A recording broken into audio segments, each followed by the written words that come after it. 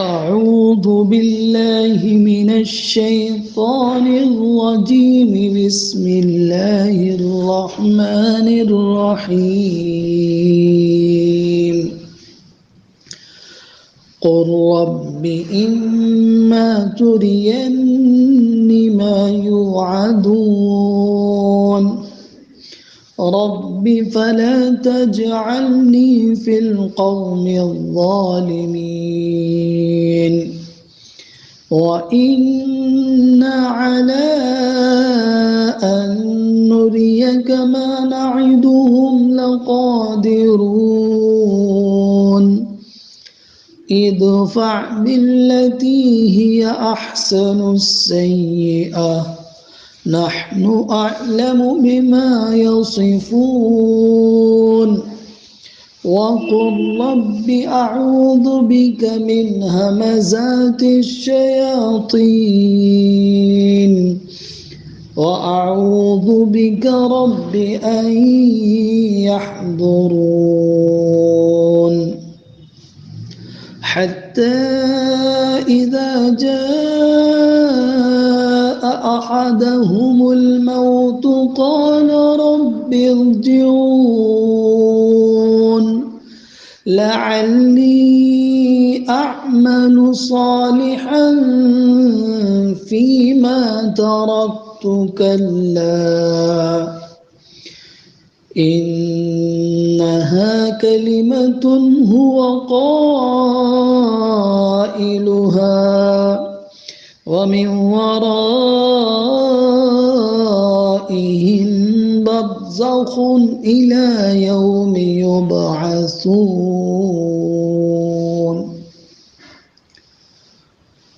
نبی اکرم صلی اللہ علیہ وسلم کو دعا کی تعلیم ہے. دعا کرو،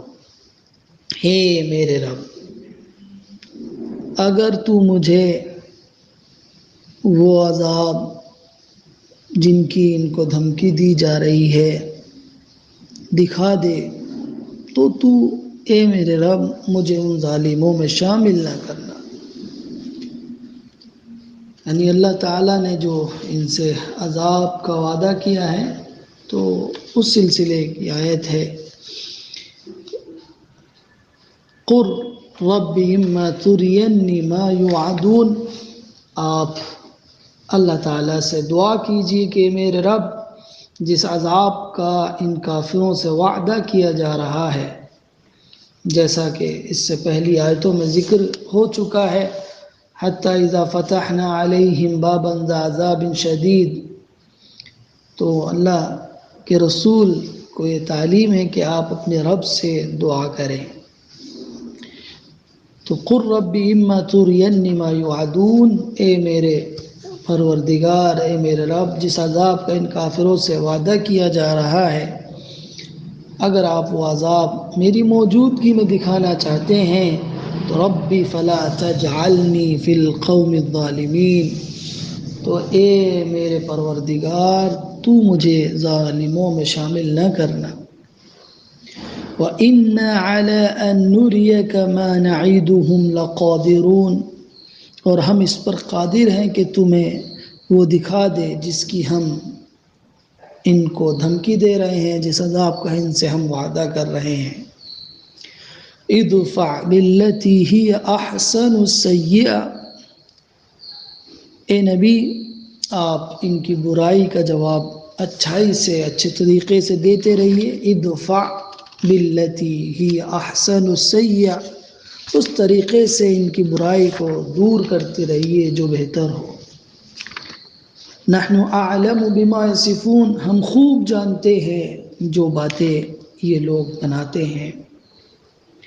وقل رب اعوذ بک من همزات الشیاطین، اور آپ کہیے اے میرے رب، یعنی دعا کیجیے آپ، اے میرے رب میں تیری پناہ چاہتا ہوں شیطانوں کے وسوسوں سے، ہمزات اکساہٹوں سے، وسوسوں سے. وَأَعُوذُ بِكَ رَبِّ أَن يَحْضُرُونَ، اور اے میرے رب میں تیری پناہ چاہتا ہوں اس سے کہ وہ شیاطین میرے پاس آ جائیں، حاضر ہو جائیں۔ حتی اذا جاء احدهم الموت قال رب ارجعون، یہاں تک کہ جب ان میں سے کسی کو موت آئے گی تو وہ کہے گا اے میرے رب مجھے لوٹا دیجیے، اے میرے رب مجھے واپس کر دیجیے، لعلی اعمل صالحا فیما ترکت کلا انها کلمۃ هو قائلها، یہاں تک کہ جب ان میں سے کسی کو موت آئے گی تو وہ کہے گا اے میرے پروردگار مجھے واپس کر دے تاکہ میں صالح اعمال کروں، اس میں جو کچھ میں چھوڑ کر آیا ہوں، لعلی اعمل صالحا، تاکہ میں نیک اور صالح عمل کروں، فیما ترکت، جو میں چھوڑ کر آیا ہوں اس دنیا میں، جو میں اعمال صالحہ چھوڑ کر آیا ہوں تاکہ میں وہ کروں، کلا ہرگز نہیں، انہا کلمۃ، یہ تو ایک بات ہے، ہوا قائلها، جس کو یہ کہتا ہی رہے گا، یہ بات تو وہ ہے جو یہ کہتا ہی رہے گا، اس کے کہنے سے کچھ ہونے والا آج نہیں ہے۔ وَمِن وَرَائِهِمْ بَرْزَخٌ، اور ان کے پیچھے برزخ ہے،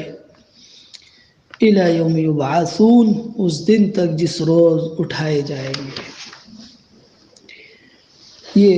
سورہ مومنون کی آیت نمبر 93 سے میں نے تلاوت اور ترجمہ آپ کے سامنے پیش کیا ہے۔ یہاں نبی صلی اللہ علیہ وسلم کو تعلیم دی جا رہی ہے کہ وہ عذاب جب آئے گا تو آپ بھی اللہ کے عذاب سے پناہ چاہیے، پناہ مانگیے، اس لیے کہ عذاب مانگنے کی چیز نہیں ہے بلکہ اس سے تو حفاظت مانگی جاتی ہے، پناہ مانگی جاتی ہے، اور یہ کفار اور مشرکین ہیں کہ اس کو طلب کرتے ہیں اور یہ کہتے ہیں کہ اب تک تو آئی نہیں ہے، تو نبی صلی اللہ علیہ وسلم کو یہ تعلیم ہے کہ آپ اس عذاب سے پناہ مانگیں۔ یہ نہیں ہے کہ کوئی نبی صلی اللہ علیہ وسلم پر نعوذ باللہ عذاب آئے گا، ایسا ہرگز نہیں ہے، بلکہ یہ تعلیم ہے کہ جب اللہ کا عذاب آتا ہے تو نیک و بد، ظالم و مظلوم سب پر آتا ہے، لیکن آخرت میں ان کو اس سے محفوظ رکھا جاتا ہے، ان کو کوئی تکلیف نہیں ہوتی۔ تو یہ جو عذاب یہاں پر اللہ تعالیٰ جس قوم پر لانے کا وعدہ کر رہا ہے ان سے، تو یہی ہے کہ اس کا اثر صرف ظالموں پر ہی نہیں ہوتا ہے بلکہ نیک لوگ بھی اس دنیا میں اس تکلیف سے، اس عذاب سے متاثر ہوتے ہیں۔ تو نبی صلی اللہ علیہ وسلم یہ اللہ سے دعا کر رہے ہیں، فریاد کر رہے ہیں کہ اللہ تو مجھے محفوظ رکھنا، میری زندگی میں ان ظالموں پر لانے والا عذاب جو ہے اس سے مجھے محفوظ رکھنا، مجھے اپنے دامن رحمت میں جگہ دینا، مجھے ان ظالموں میں شامل نہ کرنا۔ آپ خود سمجھ سکتی ہیں کہ اس دعا میں نبی صلی اللہ علیہ وسلم کے لیے جو بشارت ہے اور جو اللہ تعالیٰ ان کو تسلی دے رہا ہے کہ وَإِنَّ عَلَىٰ أَن نُرِيَكَ مَا نَعِدُهُمْ لَقَادِرُونَ، اور بے شک ہم اس بات پر بھی قادر ہیں کہ آپ کو دکھا دیں جن کی ہم اس عذاب کو جس کی ہم ان کو دھمکی دے رہے ہیں، ہم قادر ہیں اس بات پر کہ ان کو دکھا دیں۔ لیکن اللہ تعالیٰ نے ہر چیز کا ایک وقت رکھا ہے، اور جب تک وہ وقت نہیں آتا تب تک وہ کام نہیں ہوتا ہے۔ تو اللہ تعالیٰ نے فرمایا کہ میں ان کو عذاب میں مبتلا کرنے پر قادر ہوں، مگر اہل حق کو اپنے دشمنوں کے لیے اور مخالفت میں ظلم و ستم کرنے والوں کے لیے عذاب نہیں مانگنا چاہیے، بلکہ ان کی برائی، ان کی دشمنی، ان کی شرارت اور ان کے ظلم و ستم کا طریقے سے دفع کرنا چاہیے، جو اچھا ہو اس کی تعلیم اگلی آیت میں دی گئی، ادفع باللتی ہی احسن السیئہ، کہ آپ اس طریقے سے جو بہتر ہو ان کا دفاع کرتے رہیے، ان کو جواب دیتے رہیے۔ نحن اعلم بما یصفون، ہم تو سب کچھ جانتے ہی ہیں، جو کچھ یہ آپ کے بارے میں باتیں بناتے ہیں، غلط سلط باتیں پھیلاتے ہیں، یہ جو جھوٹ تمہارے اوپر گھڑ کر لگاتے ہیں، تمہارا مذاق اڑاتے ہیں، ہم سب جانتے ہیں ان کے بارے میں، اور جب ہم جانتے ہیں تو ہم اس کا بدلہ بھی لیں گے ان سے۔ تو یہاں تعلیم ہے کہ آپ برائی کو بھلائی کے ذریعے، ظلم کو انصاف کے ذریعے، بے رحمی کو رحم کے ذریعے سے دور کرتے رہیں۔ یہ ہے اللہ کے رسول صلی اللہ علیہ وسلم کو اچھے اخلاق کی تعلیم، جو رسول اللہ صلی اللہ علیہ وسلم کو دی گئی ہے کہ ان کے ساتھ آپ اچھا برتاؤ کرتے رہیں، ان کو سمجھاتے رہیں۔ اللہ کا عذاب جب آئے گا تو یہ بچ نہیں پائیں گے، ان پر حجت تمام کر دیجئے آپ۔ تو ان آیتوں میں 3 باتیں آپ دیکھیں پیش کی گئی ہیں کہ نمبر 1 تو عذاب سے پناہ مانگنی چاہیے۔ عذاب کو مانگا نہیں جاتا ہے، بلکہ عذاب سے تو پناہ چاہی جاتی ہے، اس سے تو ڈرا جاتا ہے، نہ کہ اس کو زور و شور کے ساتھ مانگا جائے۔ تو یہ تو ڈرنے کی چیز ہے، اور اللہ نے مکذبین جو پہلے گزرے ہیں ان کے واقعات سنائے ہیں قرآن کے اندر، ان کفار و مشرکین کے سامنے، کہ دیکھو جنہوں نے بھی رسول کی تکذیب کی ہے، اس کو جھٹلایا ہے اور اس کو پریشان کیا ہے، تو ان قوموں پر، ان لوگوں پر اللہ کا عذاب آیا ہے۔ تو تم بھی یہی کام کر رہے ہو اور عذاب کو مطالبہ کر رہے ہو، تو یہ تو ڈرنے کی چیز ہے، گھبرانے کی چیز ہے، سدھرنے کی چیز ہے، ورنہ تم بھی اسی عذاب میں مبتلا کر دیے جاؤ گے جس سے پہلی قوموں کو جن عذاب میں مبتلا کیا گیا ہے۔ تو اسی لیے نبی صلی اللہ علیہ وسلم نے یہاں پناہ چاہیے کہ میرے رب تو مجھے دور رکھنا، ان ظالموں میں شامل نہ کرنا۔ اور پھر اللہ تعالیٰ نے ان کو تعلیم دی کہ تم ان برائیوں کا بدلہ اچھائی سے دیتے رہنا۔ ہم جانتے ہیں سب کچھ، جو کچھ یہ تمہارے ساتھ کرتے ہیں، جو کچھ یہ برا سلوک تمہارے ساتھ کرتے ہیں، ہم ان کو جانتے ہیں۔ تمہیں تکلیف پہنچتی ہے، تمہارا دل دکھتا ہے جو یہ بدتمیزیاں کرتے ہیں، لیکن ہم ان کی ان تمام شرارتوں سے واقف ہیں، اور ایک دن آنے والا ہے کہ ہم ان کی ان شرارتوں کا انہیں مزہ چکھائیں گے۔ ہم ان کے ایک ایک رویے کا ان سے بدلہ لیں گے۔ آپ دل گرفتہ نہ ہوں، پریشان نہ ہوں۔ یہ ہے اس جملے کا مطلب کہ نحن اعلم بما یصفون، کہ ہم زیادہ جانتے ہیں اس کے بارے میں جو یہ کچھ بیان کرتے ہیں۔ یعنی یہ جو کچھ آپ کے سلسلے میں کہتے ہیں، آپ کو تکلیف ہوتی ہے، آپ کا دل کڑتا ہے، آپ پریشان رہتے ہیں، تو آپ گھبرائیں نہیں، پریشان نہ ہوں، دل چھوٹا نہ کریں، ان کا معاملہ آپ ہمارے اوپر چھوڑ دیجئے۔ اب فیصلے کا وقت آ رہا ہے، آپ کا جو کام ہے آپ وہ کرتے رہیے، باقی ہمارے اوپر چھوڑ دیجئے، اب ہم ان سے نمٹیں گے۔ وَقُلْ رَبِّ أَعُوذُ بِكَ مِنْ هَمَزَاتِ الشَّيَاطِينِ، اور آپ کہہ دیجئے اے میرے رب، میں تجھ سے پناہ چاہتا ہوں شیطان کے وسوسوں سے۔ ہمزات لفظ ہیں یہاں پر، اور ہمز کے معنی ہوتے دھکا دینے کے اور دبانے کے، اور پیچھے کی طرف سے آواز دینے کے معنی میں بھی یہ لفظ استعمال ہوتا ہے۔ تو یہاں شیطان کے کچوکے لگانے سے، شیطان کے اکسانے سے، شیطان کے دل میں عجیب عجیب خیالات پیدا کرنے سے اللہ میں تیری پناہ چاہتا ہوں، اس لیے کہ شیطان تو ہمیشہ ورغلاتا ہے، ہمیشہ وسوسے پیدا کرتا ہے، ہمیشہ وہ دلوں میں وہ بات ڈالتا ہے جو نامناسب ہوتی ہے۔ تو یہاں یہ دعا بہت اہم ہے، ایک جامع دعا ہے کہ شیطان کے شر اور مکر سے بچنے کے لیے رسول اللہ کو تلقین کی جا رہی ہے کہ آپ یہ دعا کیجیے، ہر حالت میں شیطان سے محفوظ رکھنے کی دعا کیجیے۔ شیطان ہمیشہ انسان کے پیچھے پڑا رہتا ہے اور اس کو غصہ دلاتا ہے، اس کے اندر کبر پیدا کرتا ہے، اس کے اندر انانیت پیدا کرتا ہے، اور اپنے کو بہت سی چیزیں انسان کے اندر پیدا کرنے کی کوشش کرتا ہے۔ تو یہاں یہ تلقین ہے کہ آپ صبر سے کام لیجئے، اور شیطان خواہ انسانوں میں سے ہو اور یا جنات میں سے ہو، یا جو بھی شیاطین ہو، جو بھی جس طرح کے بھی ہوں، آپ ان سے اللہ کی پناہ طلب کرتے رہیں، آپ اللہ سے ان کی حفاظت کے سامان مانگتے رہیں کہ اللہ تو مجھے ان سے محفوظ رکھنا، شیطان انس ہو یا شیطان جن ہو، جو بھی ہو، اللہ مجھے ان کے شر سے بچانا، ان کے شر سے مجھے محفوظ رکھنا۔ وَأَعُوذُ بِكَ رَبِّ أَن يَحْضُرُونَ، اور میں تیری پناہ چاہتا ہوں کہ اے رب کہ وہ میرے پاس آ جائے۔ اس سب سے اللہ کی پناہ چاہنا۔ حدیث کے اندر ہے کہ شیطان انسان کی رگوں میں دوڑتا ہے اس کے خون کی طرح، ہر کام میں وہ انسان کے شریک ہونا چاہتا ہے، وسوسہ ڈالتا ہے، غلط کاموں پر اکساتا ہے۔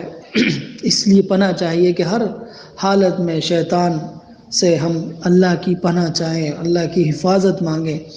ورنہ شیطان ہمیں گمراہ کر دے گا۔ احادیث میں بہت کثرت سے یہ بات آئی ہے کہ شیطان انسان کے رگوں پے میں، اس کے خون میں اس طرح اس کے جسم میں اس طرح دوڑتا ہے جس طرح خون اس کی رگوں پے میں دوڑتا ہے، اس کے جسم میں دوڑتا ہے۔ تو یہاں نبی صلی اللہ علیہ وسلم شیطان کے وسوسوں سے، شیطانی ہتھ کنڈوں سے، شیطانی چالوں سے اللہ تعالیٰ کی حفظ و امان طلب کر رہے ہیں۔ آگے پھر لوٹ کر وہیں پر اسی عذاب کی طرف کہ حتی اذا جاء احدهم الموت قال رب ارجعون، یہاں تک کہ جب ان میں سے، ان کافروں میں سے کسی کے پاس موت کا فرشتہ آئے گا، موت آئے گی ان میں سے کسی کے پاس، تو وہ کہیں گے کہ اے میرے رب ہمیں واپس کر دیجیے۔ اب انہیں کھلی آنکھوں سے نظر آئے گا، اب انہیں دکھے گا کہ ہم نے جو کچھ کیا تھا وہ تو بہت غلط تھا، اور جو نبی نے ہمیں بتایا تھا وہ بالکل صحیح تھا۔ اب ان کی زندگی اب وہ ان کے سامنے آ جائے گی، تو اب وہ پریشان ہوں گے، اب وہ واپسی کی درخواست کریں گے، اللہ ہمیں واپس کر دیجیے۔ تو یعنی یہ لوگ اپنی شرارتوں سے باز آنے والے نہیں ہیں، یہاں تک کہ ان کے پاس موت آ جائے گی اور پھر یہ گڑ گڑائیں گے، روئیں گے۔ موت کے وقت کافر پر جب آخرت کا عذاب سامنے آنے لگتا ہے تو وہ تمنا کرنے لگتا ہے کہ کاش میں پھر دنیا میں لوٹ جاؤں اور نیک عمل کروں اور اس عذاب سے نجات حاصل کر لوں۔ تو یہ تو اب ان پر حجت تمام ہو گئی ہے، یہ باز آنے والے نہیں ہیں، یہاں تک کہ موت ان کو آ دھمکے گی اور پھر ان کے سامنے وہ زندگی کھل کر آ جائے گی جس کا یہ انکار کر رہے تھے، جس کو یہ ریجیکٹ کر رہے تھے، چھوڑ رہے تھے اور اس کو دور کی بات خیال کر رہے تھے کہ ایسا نہیں ہونے والا ہے، اور پھر وہ ان کے سامنے آ جائے گی تو پھر انہیں وہ تمنا کرے گا، آرزو کرے گا، یہ کافر، یہ مشرک، یہ مکذبین، یہ انکار کرنے والے، یہ سب تمنا کریں گے کاش کہ ہمیں لوٹا دیا جائے۔ اور رب ارجعونی، اے ہمارے رب ہمیں واپس کر دیجئے، لعلی اعمل صالحا فیما ترکت کلا، تاکہ ہم نیک عمل کریں، دنیا میں جو ہم دنیا چھوڑ کر آئے ہیں اس میں جا کر ہم نیک عمل کریں، نیک عمل، اب ہم نافرمانی نہیں کریں گے، فرما برداری کریں گے۔ اللہ تعالیٰ فرما رہے کلا، ہرگز نہیں، ہرگز نہیں، انہا کلمۃ هو قائلها، یہ بات تو اب ہرگز ہونے والی نہیں ہے جو یہ چاہ رہے ہیں کہ ان کو دنیا میں لوٹا دیا جائے، یہ تو اب حسرت ہی رہے گی جو ان کے ساتھ رہے گی۔ اب ان کی حسرت کے پورے ہونے کا وقت تو گزر چکا ہے، اب عمل کی مہلت ختم ہو چکی ہے، اب تو اس پر عذاب ملنا ہے ان کو، اب یہ ہونے والا نہیں ہے۔ یہ تو ایک بات ہے جو یہ کہتے ہی رہتے ہیں، اب ان کو دنیا میں واپس نہیں بھیجا جائے گا، اب تو ان کے حساب و کتاب کا وقت ہے، اب تو ان سے نمٹنے کا وقت ہے، اب ان کے سامنے وہ ان کا کچا چٹھا رکھا جائے گا جو کچھ دنیا میں کرتے آئے ہیں۔ وَمِن وَرَائِهِمْ بَرْزَخٌ، اور ان کے سامنے اب برزخ ہے، ان کے پیچھے، إِلَى يَوْمِ يُبْعَثُونَ، برزخ کہتے ہیں ایک دو چیزوں کے درمیان میں کوئی چیز حائل ہو جائے، کوئی چیز آڑ بن جائے، کوئی چیز فاصل ہو، اس کو کہتے ہیں۔ دو چیزوں کے درمیان میں جو کوئی چیز آڑ آ جاتی ہے اس کو برزخ کہتے ہیں۔ یہاں پر موت کے بعد قیامت تک، یعنی حشر تک جو زمانہ ہے اس کو برزخ کہا ہے۔ یہ دنیاوی زندگی اور آخرت کی زندگی کے درمیان میں ایک حد فاصل ہے، اور معنی آیت کہ یہ ہے کہ جب مرنے والا کافر فرشتوں سے دوبارہ دنیا میں بھیجنے کو کہتا ہے تو یہ کلمہ تو اس کو کہنا ہی تھا، کیونکہ اس عذاب اس کے سامنے آ چکا ہے، مگر اب اس کلمے کے کہنے کا اس کو کوئی فائدہ نظر نہیں آئے گا، اور اب تو وہ مہلت ختم ہو گئی ہے اور اب برزخ میں پہنچ چکا ہے،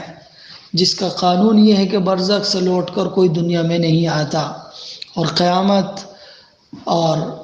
مرنے کے بعد اٹھائے جانے تک کی زندگی وہیں پر گزارتا ہے۔ یہ ہے برزخ، ایک آڑ۔ مرنے کے بعد اور قیامت تک جس حالت میں انسان رہے گا اس کو برزخ کی زندگی، عالم برزخ کہا جاتا ہے۔ تو انہا کلمۃ هو قائلها، یہ تو ایک کلمہ ہے جس کو وہ کہتا ہی رہتا ہے۔ ومن ورائہم برزخ، اور اب ان کے سامنے برزخ ہے، الی یوم یبعثون، اس دن تک جس دن یہ اٹھائے جائیں گے، یعنی اب واپسی کا کوئی راستہ نہیں ہے، اب تو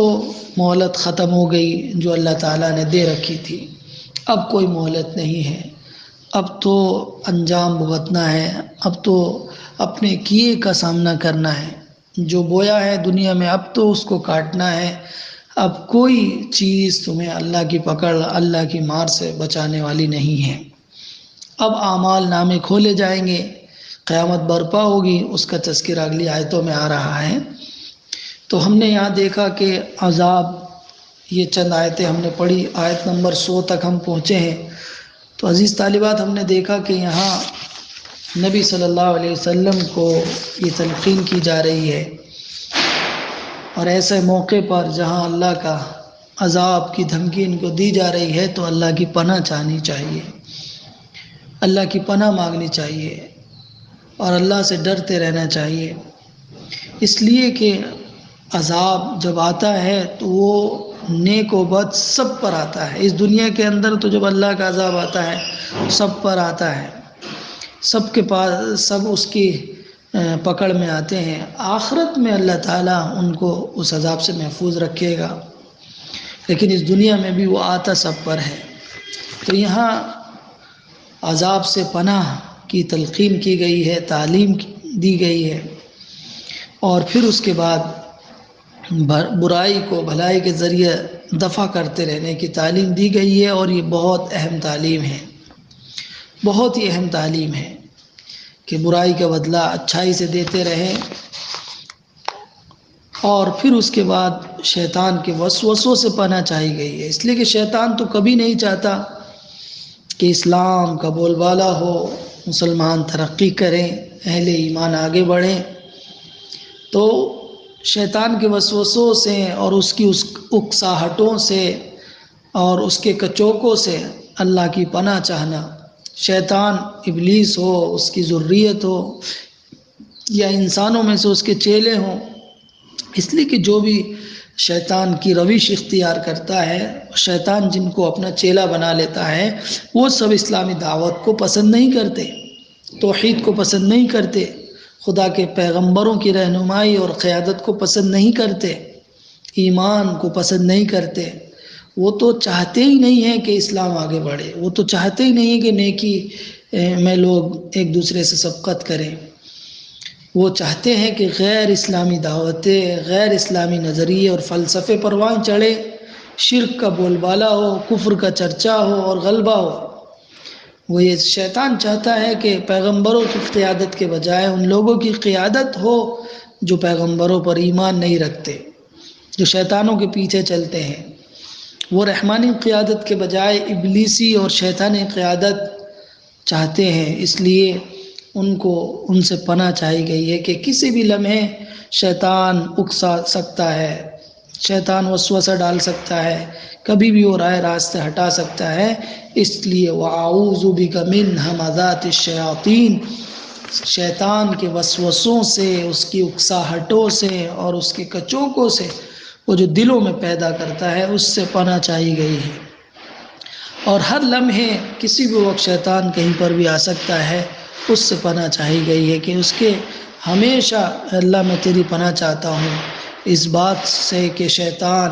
انسانوں میں سے ہو، جنات میں سے ہو، میرے پاس آئے، اس سے میں پناہ چاہتا ہوں۔ یعنی شیطانی کاموں سے ہر وقت پناہ چاہتا ہوں، شیطانی افکار و نظریات سے تیری پناہ چاہتا ہوں، میں ہر حال میں جو ہے تیری پناہ میں رہنا چاہتا ہوں، تیری حفاظت چاہتا ہوں۔ تو یہاں اب اس کے بعد اللہ تعالیٰ نے پھر یہ ذکر کیا کہ یہ لوگ جن کو آپ سمجھا رہے ہیں یہ اب سمجھنے والے نہیں ہیں، یہ فسق و فجور کی زندگی کو چھوڑنے والے نہیں ہیں، یہ نیک اعمال کی طرف آنے والے نہیں ہیں۔ تو اب ان کے سامنے جب موت آئے گی تو ان کو نظر آئے گا کہ جو آپ نے ان کو بتایا تھا وہ سب صحیح تھا، درست تھا۔ اب یہ تمنا اور آرزو کریں گے کہ ان کو واپس کر دیا جائے، واپسی کا تو کوئی راستہ ہی نہیں ہے۔ یہ سب تو اب برزخ میں رہیں گے قیامت تک کے لیے۔ یہ دنیا اور آخرت کے بیچ میں ایک پردہ حائل ہے، جب تک سور پھونکا جائے گا اس وقت سے پہلے تک یہ سب اسی برزخ کی دنیا میں رہنے ہیں، پھر اس کے بعد ان کا حساب، ان کے آگے کی زندگی شروع ہوگی۔ تو آگے اس کا تذکرہ ہے فَإِذَا نُفِخَ سے انشاءاللہ ہم کل پڑھیں گے۔ تو یہاں پھر ایک بار آپ نوٹ کر لیجئے، لکھ لیجئے اور سمجھ لیجئے اس کو کہ یہاں نبی صلی اللہ علیہ وسلم عذاب سے پناہ چاہ رہے ہیں اور اللہ کی پناہ میں پناہ چاہ رہے ہیں اور ظالموں سے دور رہنے کی اللہ سے فریاد اور دعا کر رہے ہیں۔ تو ایک عام آدمی کے لیے تو اور زیادہ ضروری ہے کہ وہ اللہ کی پناہ چاہے، اللہ کی پناہ میں اللہ کی پناہ طلب کرے، وہی اللہ ہی بچانے والا ہے، ورنہ کوئی دنیا میں اللہ کے عذاب سے بچانے والا نہیں ہے۔ والسلام علیکم ورحمۃ اللہ وبرکاتہ۔